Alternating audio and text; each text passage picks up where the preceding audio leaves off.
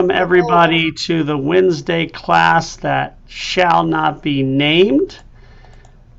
This is Robert Haas hosting. I did not send out a note. We were having class today, my bad, but we have it every week unless I send a note out, just let people know. So we'll still have it on YouTube if anybody wants to watch it later. So we only have a couple people today. Welcome to Ron and Arlene. I know Floss is coming, and Paul and Eva.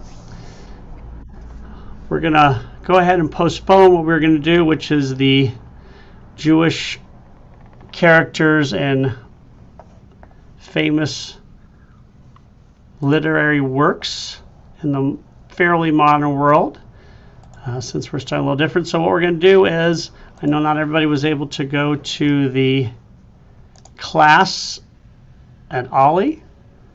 So since I didn't send out the note, we'll do what I did at the class, which was great biblical personalities, to kind of go over some of the biblical personalities from different perspectives, some of whom we know about, others we do not. And so we'll do that today. Let me make sure everybody gets to say hi. Oh, we are on gallery, so everybody saw everybody. So now we're going to talk about the Torah today, specifically characters from the Torah from different perspectives, and some that are less memorable, in that nobody remembers them, but they're just as memorable in that they're essential. So we'll talk a little bit about all those. If anybody has any questions about any biblical personalities, we can do that as well. I'll show some pictures, but the first one we're going to go through is Adam and Eve. So many of you may have heard of them. They were pretty famous at a time, way back when. That is sarcasm, because everybody knows Adam and Eve. And I'm going to go ahead and show you just one depiction of them. Okay, and then Now, Adam and Eve is an incredibly nuanced story, because it is a story everybody knows, but not sometimes to the degree. So here's a picture of Adam and Eve, one of the plethora of them available. Of course, Eve giving Adam the apple, which we know wasn't an apple, would have been probably more what's the fruit that, what's the fruit in the biblical fruit? Not the date, but the fig. Probably a fig, because apples weren't there, but it's become an apple probably because apples are red, and you see the serpent there. And we'll talk a little bit about Adam and Eve and the story, but also, just importantly, the repercussions of how people have looked at the story throughout the years. So first of all, incredible story. Two thumbs up. They are a couple that love each other. They stay married for 900 plus years, or 850 plus years. Even though they have some very difficult times, they're kicked out of the Garden of Eden. She has to go through pregnancy. He has to learn to work hard. And of course, their son is murdered by their other son. So it's a very difficult time, but they stay together and love each other to the end, which is a great story for us, because obviously we don't live that long, and we know how difficult relationships can be. But it also begs a great number of questions about Adam and Eve. First of all, they're vegetarians, so it teaches us maybe that we're supposed to be vegetarians, because they're living in the Garden of Eden, which in Judaism becomes synonymous with heaven. So maybe in heaven we're supposed to be vegetarians, because as we know, Adam names all of them. It begs the question, were they immortal inherently, or were they only immortal in the Garden of Eden? Or was there something in the Garden of Eden they had to eat to stay immortal? You're only immortal as long as you stay in the Garden of Eden and eat from this tree, which obviously we know is not the tree we shouldn't eat from. So are these creatures immortal? We know it's a story about the individual God, which was a incredible step for humanity, as we see there's one God who actually cares about them, tries to teach them lessons. It's about, as we read from Bruce Fowler's book, which is a fabulous book, Adam and Eve, the First Love Story. This is a couple that looks forward to their future because they can't look backward as much because they don't have a childhood. I mean, this is a unique couple in that they do not have a childhood and they are looking forward, trying to learn everything. They're also not a couple that has life experiences and then meets and brings their life experiences into the relationship. They grow together. They're basically born together and live together, whereas most of us, even if we marry our high school sweetheart, we still have a lot of years that are essential to ourselves and who we become as we grow up. And they don't have any of that. Their whole life starts together and is blended together. They're never really an individual as we see it, which is really an interesting way of looking at the world. So there are a lot of questions here. They have no ancestors. One of the reasons they may stay together so long is because neither of them had a mother-in-law. That's a joke I wrote at Ollie It Killed. I don't think I delivered it as well online as I delivered it then. But they have no ancestors. They have no way of, as he says, stealing each other's pickup lines, or stealing pickup lines from somebody else, or watching movies and becoming romantic, or going online and seeing what should I give my wife or husband for our anniversary. They have to do it all themselves without any experience behind them. And it's really quite beautiful that they are the first couple, although we're not sure they're the first couple. The line of monotheism goes through them. Their third son, Seth, will then eventually go all the way. His descendants will go through Abraham. But we know there are other people because obviously Cain kills Abel and then he goes and gets married when he's banished. So he has to marry somebody. So this is the line of Judaism or monotheism as opposed to really just the first person. And we also see how the world is changing. In ancient world, societies were much more centered on the woman, you know, in the villages or in the tribal units. But once we came together and created countries and cities, the male gods and male society started to dominate. So we're seeing this in some ways in this as we try and make sure the woman has center stage, but we also see, unfortunately, some terrible repercussions come from this story. So we're taught that God made this couple in God's likeness, as we've talked about many times. We don't believe it means the physical likeness, but more the mental, the emotional. But Eve, throughout history, has been given the mark of a temptress. She is the one who leads Adam astray in many regards. So if you look at her, even the picture I showed you, she is tempting Adam with the apple.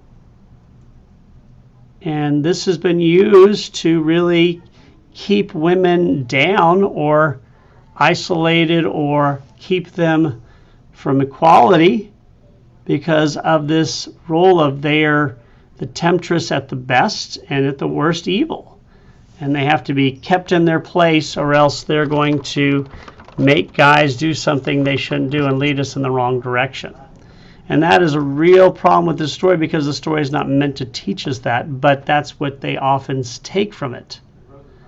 When in reality it says it's not good for Adam to be alone, he needs an equal partner.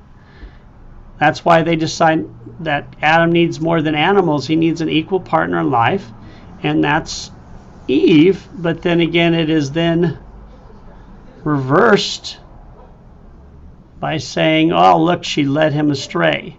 Now, first of all, are they supposed to be in, does God want them to be in the Garden of Eden? If God wants them to be in the Garden of Eden, why do you put the tree of knowledge of good and evil in the middle of the Garden of Eden and say, don't eat from it? These are children in many ways. And what would happen if I put a tree of candy in the middle of my house and told my kids, don't eat from it? I'm gonna leave the room now, but don't eat from it. I'm not gonna watch. Of course they're gonna eat from it. That's just the temptation. And it's unfair to blame them for something that everybody would do. Not only that, are they supposed to be in the Garden of Eden? They can't have kids apparently there. They have no way of growth. They are not working. They don't have anybody else to look to get ideas. So many believe they were supposed to leave the Garden of Eden. And a lot of people think they were kicked out of the Garden of Eden for eating the fruit, right? That's why you see Eve tempting Adam with the apple. But that's not the reason, according to the text, they're kicked out of the Garden of Eden. They're kicked out of the Garden of Eden because they don't take responsibility for their actions. Because God goes to him and says, Adam, did you do this? And what does Adam do? The first thing Adam says when God says, did you do this? He accuses Eve. He says, no, it was Eve who tricked me. Not taking responsibility. Then Eve says, no, it was the snake who tricked me. So she's not taking responsibility. Then the snake looks to the right and there's nobody there to blame. But it's about temptation. It's about taking responsibility. It's about going into the world and learning how to be a human being in the world. And so we really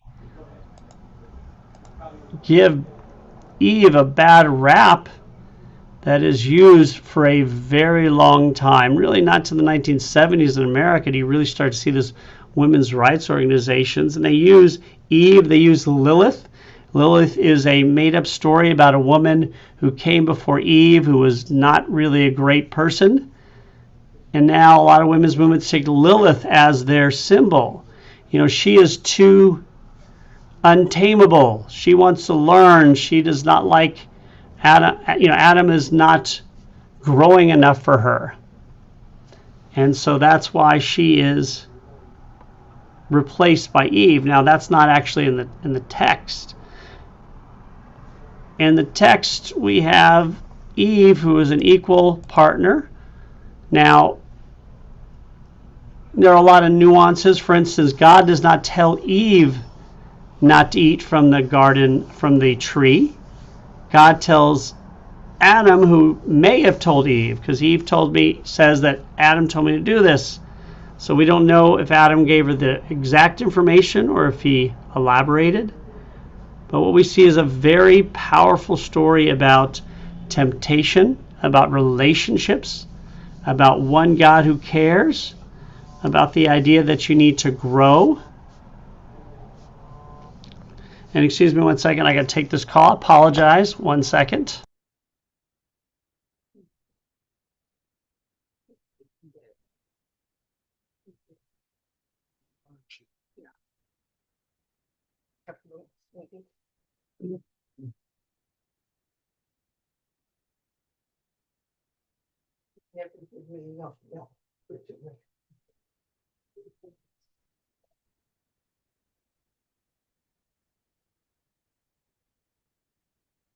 Sorry about that. It was a call I had to take in case it was an emergency. So any questions about Adam and Eve? Ron?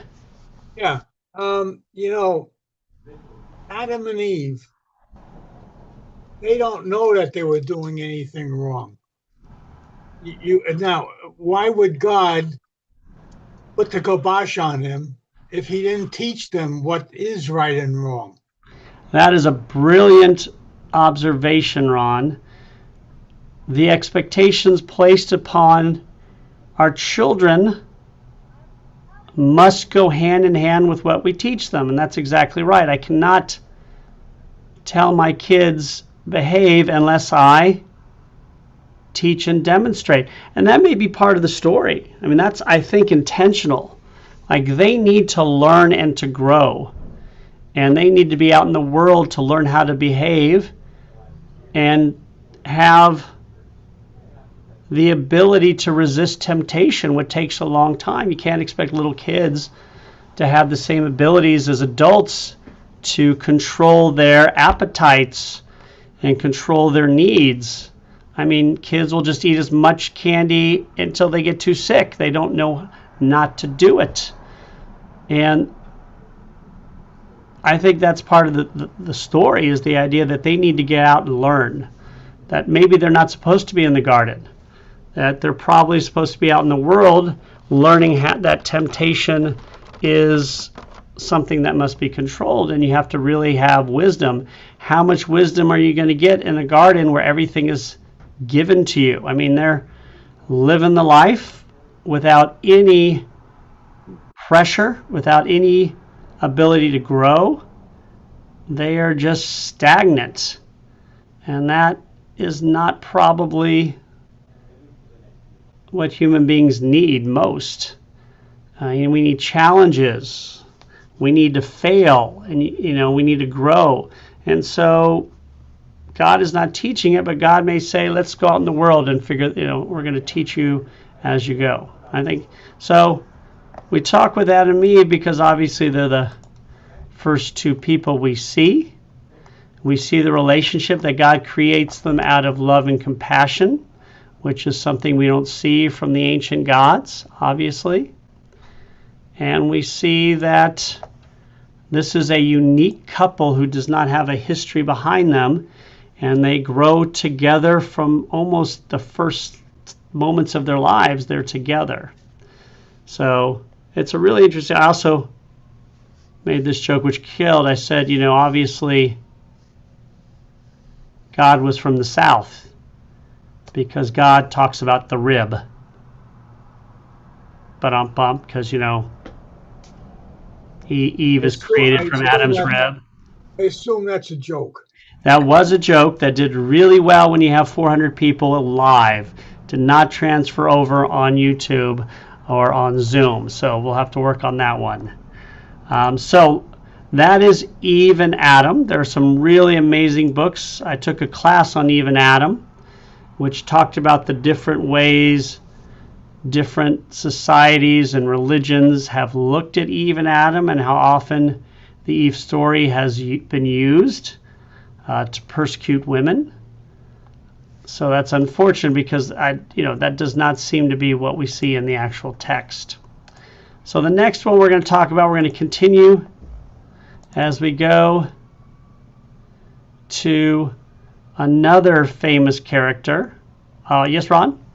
Before we leave Adam and Eve, you just said that you took a class on Adam and Eve.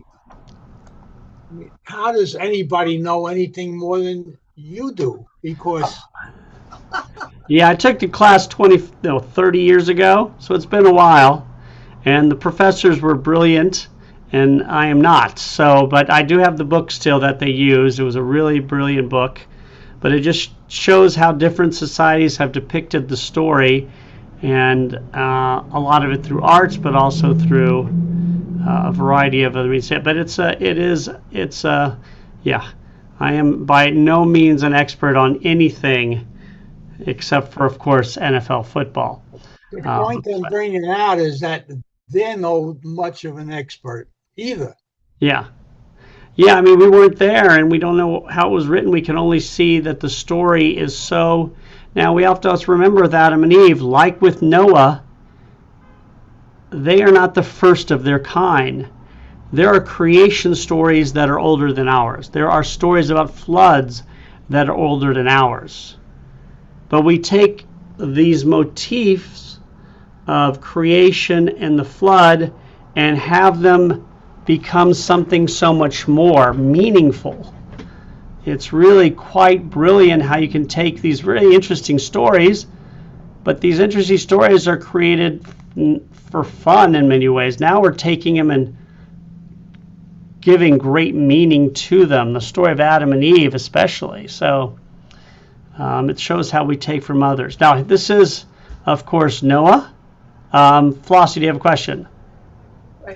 Where did the text of Adam and Eve come from? That's a good question. Now, nobody knows for sure where any of these texts come from, right? There's always debates. And even the text itself. So there's a debate that there's two creation stories, chapter 1 and chapter 2. Chapter 1 is day 1, day 2, day 3, day 4, day 5, day 6, day 7. Chapter 2 is God creates the world and then takes a rib from Adam and creates Eve. So there's two different ones so they think they came from different places. One from the 10th century, one from 10th, one a little bit later, one from probably Judah, and one from the country of Ephraim. But they don't know for sure. There's always debate. They use the language and the story and how they match. Now, the Noah story is very strange because, first of all, Noah, like Adam and Eve, Noah is not Jewish. We don't consider him Jewish not till Abraham and Sarah are the first Jews. And we know Noah's not Jewish because he built something with his hands. All right, that's also another joke that killed when I spoke earlier, but that obviously doesn't work on. It's a little stereotypical, but it was a funny joke. It killed. All right, so when was Adam and Eve? When did they become Jewish?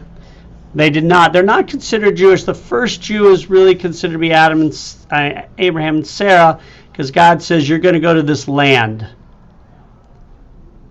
This is kind of a precursor to history. So Noah hears the voice from this God. It says build an ark. So he builds an ark. The only problem is he's building an ark in a place that's not close to water. So of course everybody thinks he's a lunatic because you're building a boat. You have no way to transport this boat to a body of water. He's a strange man, to say the least. He has his family helping him, and it's a story about this man, Noah, and the restart of civilization. The idea that humanity had made so many mistakes, we're not going to keep them. We're going to get new ones, you know? I don't like these toys. I'm going to get some new ones that are better. You know, I don't like these Transformers. They're first generation Transformers. The second I don't like this computer. You know, or my phone. I have an iPhone 16 and I need an iPhone 17, so I'm throwing away my iPhone 16. So this is the story. It teaches us about behavior and repercussions. I don't like the Cowboys. I don't like the Cowboys. Exactly. Sorry. I'm going to pick a better team. Sorry, which is Rabbi. not hard to do because they're not that good. Oh, well, we'll see what happens in the picks. Yes, okay. They may be better next year.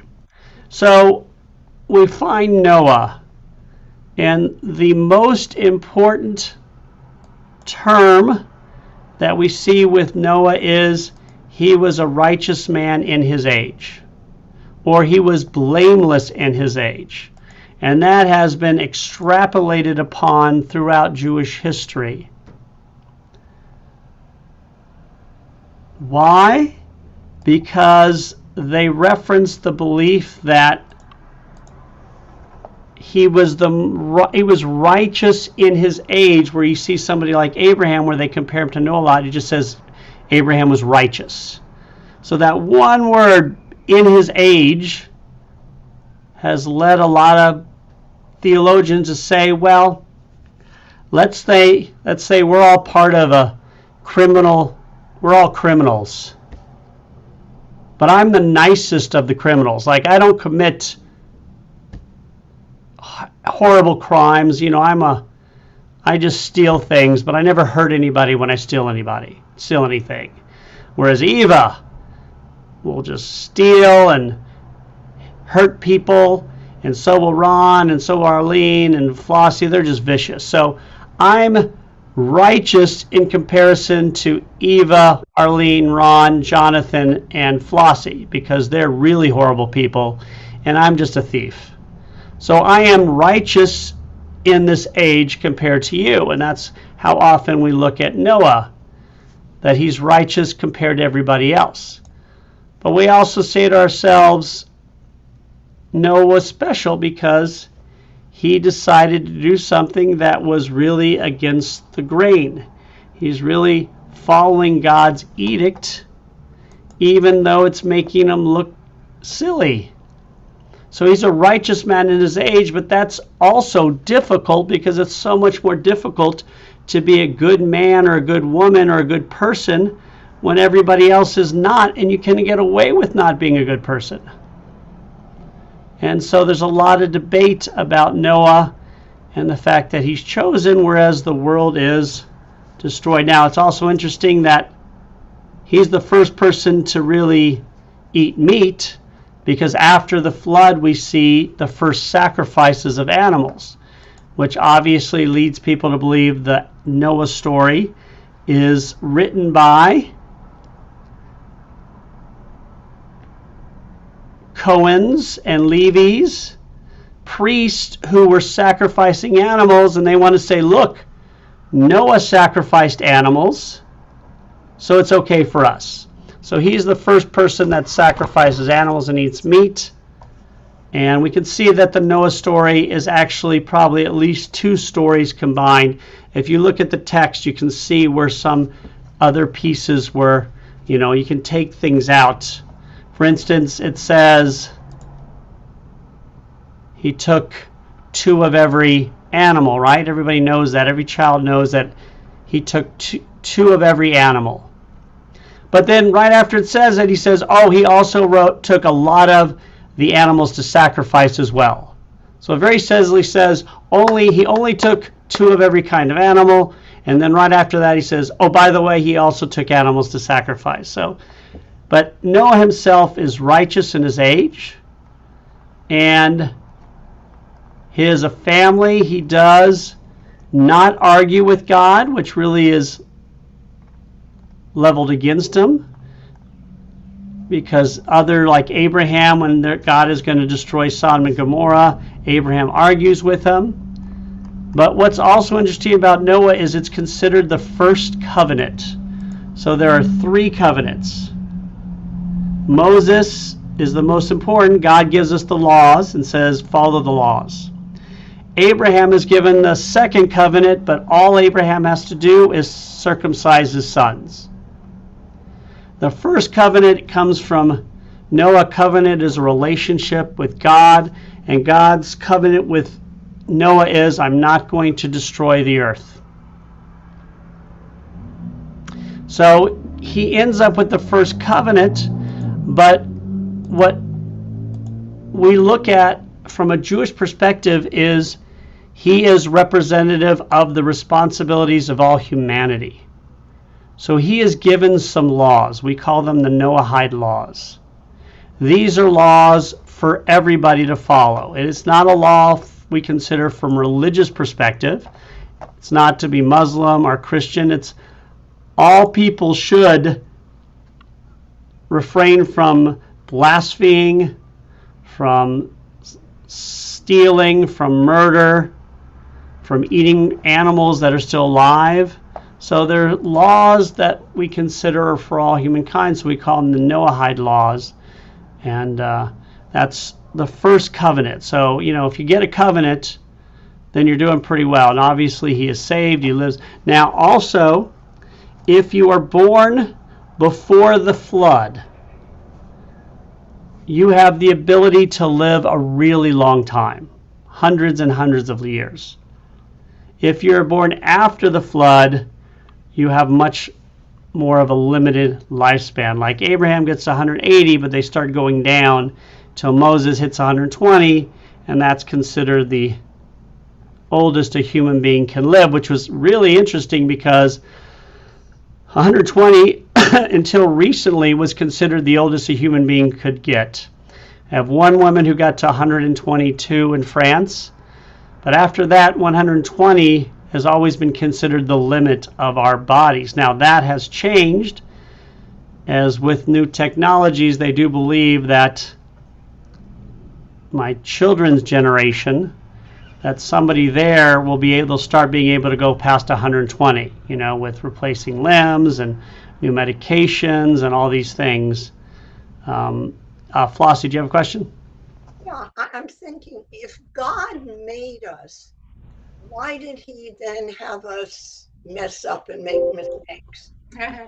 That is a good question. And the answer I love, which I think a lot of people do, is you can't be a good person unless you have the opportunity to be a bad one. If you are programmed, then we're just animals. So animals are not good or bad. A lion eats an antelope not because it's evil, it's because that's what it's programmed to do. An antelope does not eat a lion because it's programmed to be a vegetarian. Ron. Yeah, you see, also, God created people and with brains, and he wants you to learn from your mistakes. Right. Now, an animal can learn from their mistakes also on a certain level. I attack a hippopotamus. I'm a lion, I attack a hippopotamus or a rhino, and I get beaten up. I can learn I'm not going to attack a hippopotamus or rhino again. There's food in this area. I can learn there's food in this area. This thing makes me sick. I can learn not to eat this type. So they can learn on a basic level, but not like us. We can grow as human beings and change who we are and make decisions that animals are not capable of. An animal eats the same thing for its entire life. The only time an animal switches is in case there's a very specific dire situation. All of the antelope have died. A lion over time can learn to eat something else to survive. But we can learn right away. I can go say, you know what, I'm going to go eat Chinese food today, and tomorrow I'm going to go have Italian food. I have these type of controls. So, and again, if you don't have the choice between good and evil, then you're an animal or a robot. A robot does what it's programmed to do. And AI at this point does what it's supposed to do until the Terminators come to kill us, when the AI becomes, a living thing. So this is the story of Noah, which is also dealing a lot with animals. Now, I'm going to go to, I've talked about them before, but I'm going to go to a couple of characters that have a very small role, but an important role. And in some cases, we don't realize how small they are, because the roles, even though the role is small. So Melchizedek is an incredibly interesting character, and probably the most mysterious character in the Bible. So who is this Melchizedek? Some people call him Melchizedek. Show you a picture of him. He is a character who arrives for one brief moment in time in Genesis 14. So there he is. He's the guy with the beard who has some sort of chalice present thing. And the guy he's talking to with the stick is Abraham. So chapter 14 is a really interesting chapter, because in Genesis you can go from chapter 13 to chapter 15 without missing a beat. They're fluid. 13 goes into 15, except in chapter 14 we have a side story, which many people, scholars, and I am not one, think was added later. It's a story of a war between 7 kingdoms. There's a war between 7 kingdoms.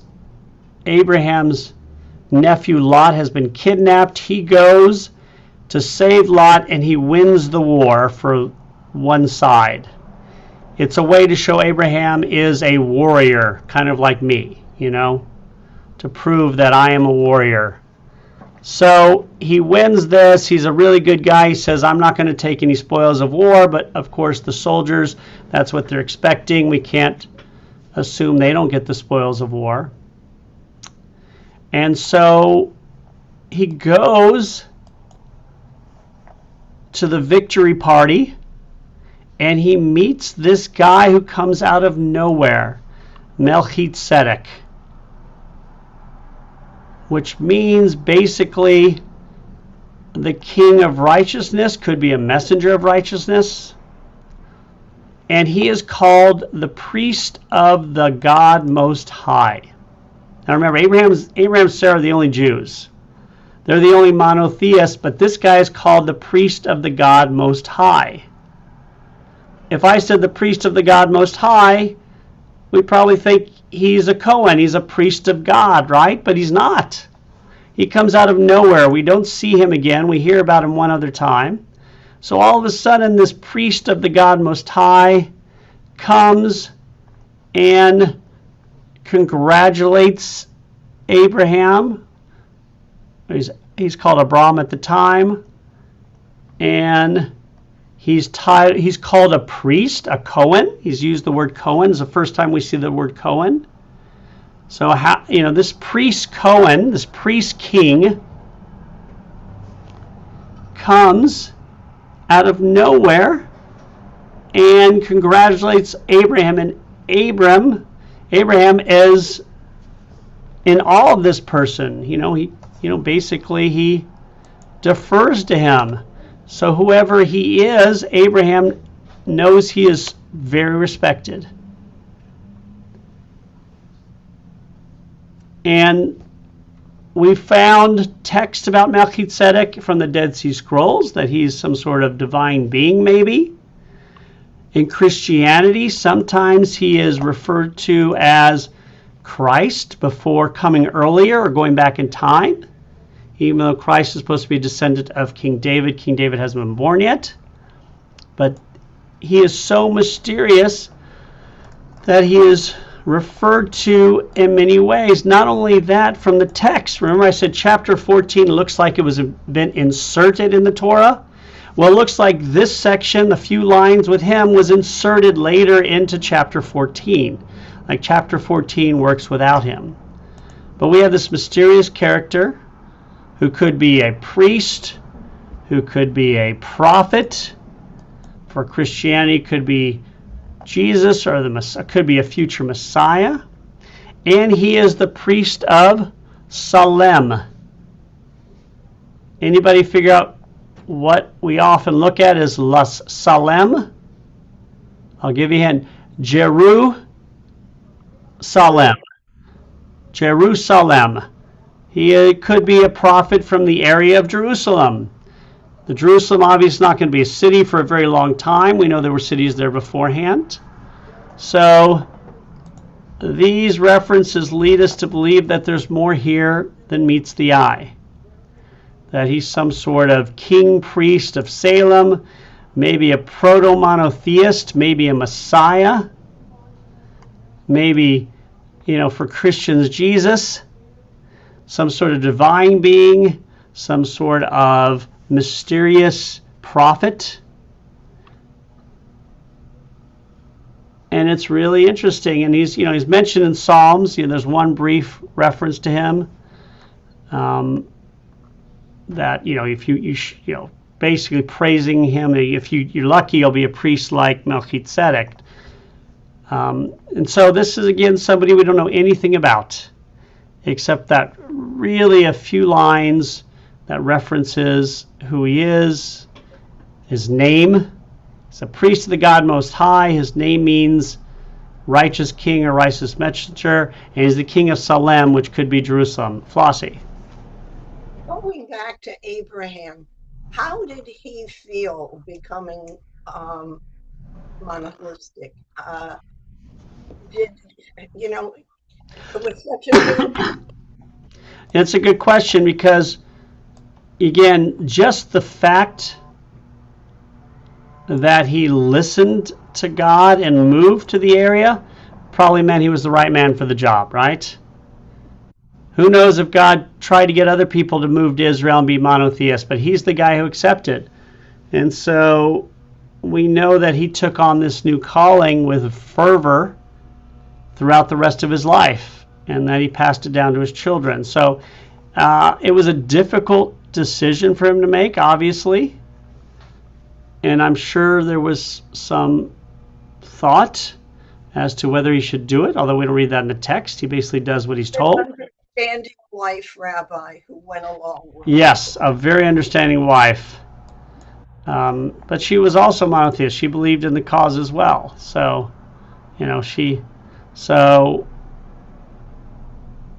again, we'll talk about Melchizedek, but again, Melchizedek, a small part, but again, a famous part in terms of, and I don't say famous because a lot of people don't know who he is. I say a very meaningful part, and he, again, is probably the most mysterious person we see in the entire Bible. Now, for the next one, I'm going to talk about another minor character who is part of one story, one short story in the Bible from Genesis chapter 38. Try to pick another interesting character. Her story is longer than Melchizedek's in terms of, but her story is an essential story for women. As I mentioned, in a time not so long ago, in terms of humanity's existence, women were venerated, were the leaders of their communities, and then as soon as we started having bigger communities and started going to war, men started to take over. And a lot of the stories in the Torah are stories about how we need to make sure not to subjugate the rights of women. Not saying women are always equal, but that we need to treat them better. And this is one of those stories. So Tamar is married to the son of Judah. Judah, of course, is one of the 12 sons of Jacob. He is the leader who leads them in doing things they shouldn't, like selling his brother into slavery. That was him. So he's kind of like the de facto leader of the family who leads his brothers astray. He will become the great leader as King David comes from Judah. The first Jewish country is Judah. Judah will be the most powerful tribe, but it's a story of redemption, and it begins here. So Tamar's married to Judah's son. Judah's sons die, and so what is tradition? Tamar marries Judah's second son. But Judah's second son dies without having kids, and now he thinks she's bad luck. He has a third son who's much younger, too young to marry off, so he tells her, "You're considered married to my youngest son." But he has no intention of actually doing this, because again, they could have multiple wives. So she is in a very precarious situation. She is legally married to someone. Although she doesn't have the rights of being married, she will never have children, which we know is so important to a woman's standing. She is in the netherworld of existence, doomed to be alone for the rest of her life. She's probably treated very poorly because everybody knows that she is a married woman who's really not a married woman. She's in this nebulous state, and that will be the case forever. And so she devises a plan. Now, feminine wiles is how women get not only what they want, but get the men to do the right thing. It's a story about how our society is limiting to women, so women sometimes have to do nefarious things to get you to do what's right. So she pretends to be a harlot, which is a legal, there are women who are harlots and there are women you marry. And it's a very distinct delineation between the two of them. And so she pretends to be a harlot, and she sleeps with Judah, her father-in-law. Because probably wants to have a kid and teach him a lesson. But this is a very dangerous thing for her to do, because if she's caught being a harlot, you're killed. You can't, nice married woman's not allowed to do it, and she is caught. Words gets out that she has become a harlot. And what's the first thing Judah decides he wants to do? Because he's now, he's in charge of her. It's her daughter-in-law. And her son, the first thing he says is, we're going to have her killed. Let's stone this woman. She's a harlot. No daughter-in-law of mine is going to be a harlot, right? He's trying to do the right thing. He wants to show that he's in charge, and that this prostitute is not doing what she's supposed to do. So he goes to have her killed, and she gives him the staff and seal that he had left with her. He said, listen, I'll pay you later. I'm going to leave the staff and seal with you. She just leaves, so he doesn't end up paying her, but he takes this. She shows it to him, and he realizes that he's the one who got her knocked up. And so he realizes his mistake. Of course, the children he has, one of them will be the descendant of King David, and from that point on, Judah is a better human being. He becomes a stand-up guy, leading his family to do what is right. So it's a story of redemption. It's a story about how women's rights can be abused by men, not only men, by normal men. And so this story, again, has been used often to speak about women's rights and the need to ensure equality. Now, we have to remember, back then, this is way ahead of its time. The way the Bible teaches us to treat women is way ahead of its time, even though it's not enough. We should do even more. But comparatively speaking, it's very ahead of its time in women's rights. Now, anachronistically, people can say, oh, women are treated terribly. Well, not compared to the rest of the world at that time.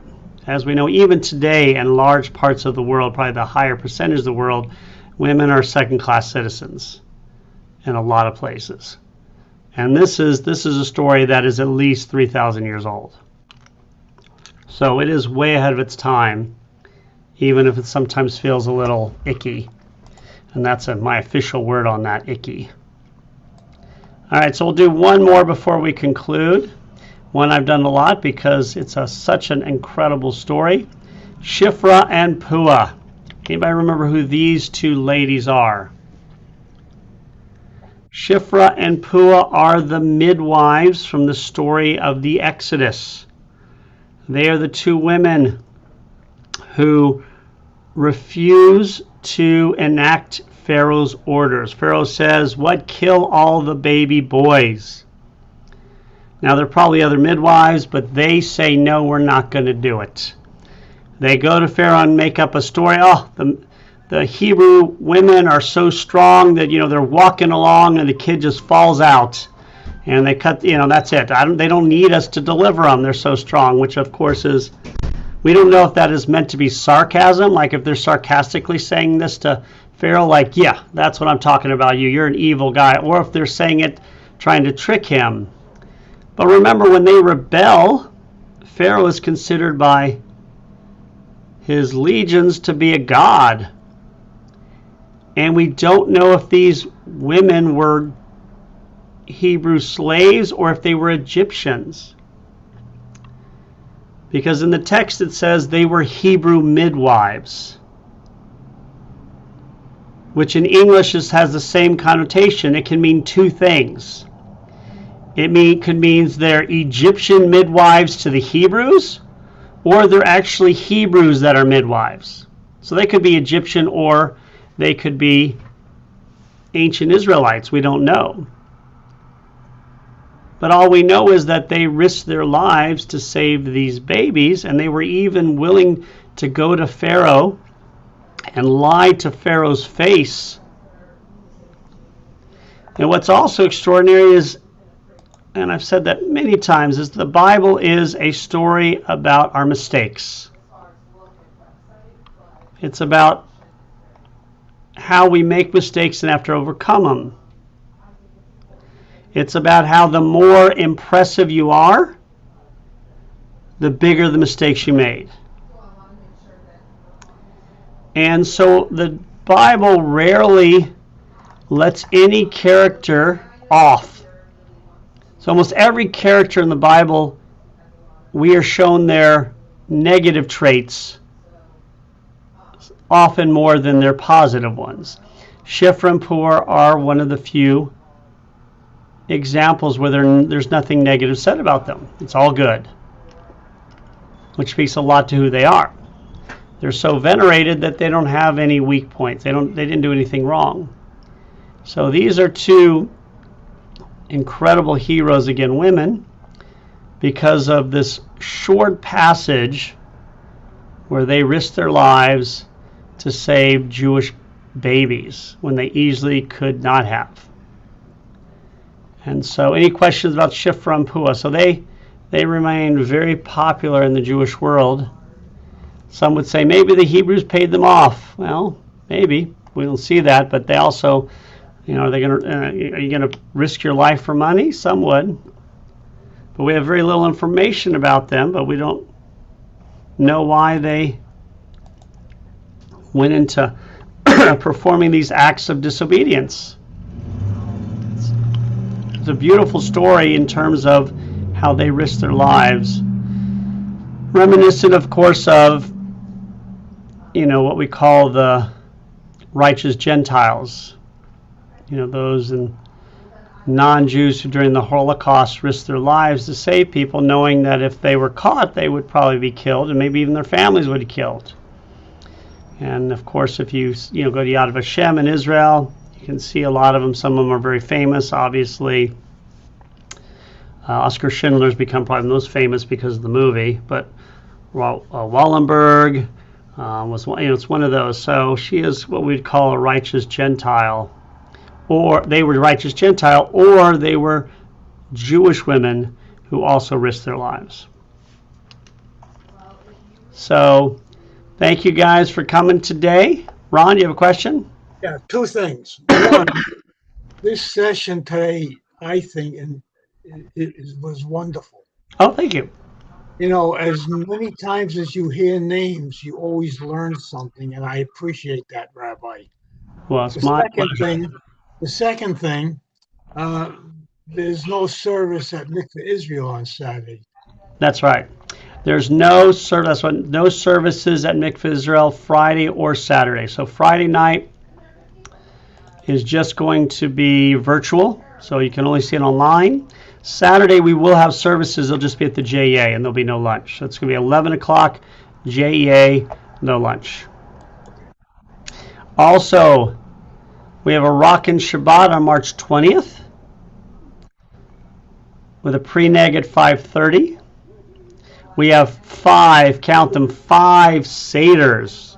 Did I tell you how many Seders we got going? Yeah, wow. 5. We got the chocolate Seder, the family chocolate Seder, which is also a lunch on March 22nd, Sunday, March 22nd at 1.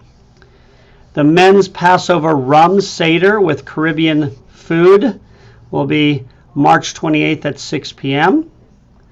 The women's Passover experience will be the next day, Sunday, March 29th at 1:30 p.m. And that will include nosh and desserts by Chef Brian. And then we have our Seders for the first and second nights. April 1st, Wednesday night at 6. April 2nd, Thursday night at 6. Now, for those 2 Seders, sign up ASAP. Even if you think you might back out at the last second, go ahead and sign up, because we always have waiting lists. Because those both sell out quickly. And they've already been up for a week. So the April 1st and April 2nd ones sign up as quickly as possible. Also, if anybody wants to help children read, we're going to be entering a program with the school system in which we help third grade students practice their reading. This will be helping them, will be trained by the school district. It's a connection with a larger program that is going on in the community. So also we will be having Torah study at a person's home in March and April. We got it set. We're just going to get those exact dates, Flossie. I'll take March because I was planning on it. Okay, let me talk to Lou about switching. What date did you want? What's the last Wednesday in March? March 26th or something like that? Want me to look on my phone? March 20, I got it right here, March 25th. March 25th. Okay. So let me double check that I'm available that day. All right. That helped. I think tentatively that's work. You had told me originally that was good for you. Yep, that's good. I'm looking on the wrong date, that's why. All right, perfect. And any other thoughts or questions? And then thank you everybody for all you do. And anything you need, let me know. So thank you for joining us on the Wednesday class that shall not be named. And we look forward to seeing you. And remember, there are no services Friday or Saturday at our synagogue because we were the only synagogue in America that observed St. Patrick's Day weekend. The only synagogue. So all my best guys, have a great weekend and a great week. Bye, y'all. Bye. Okay.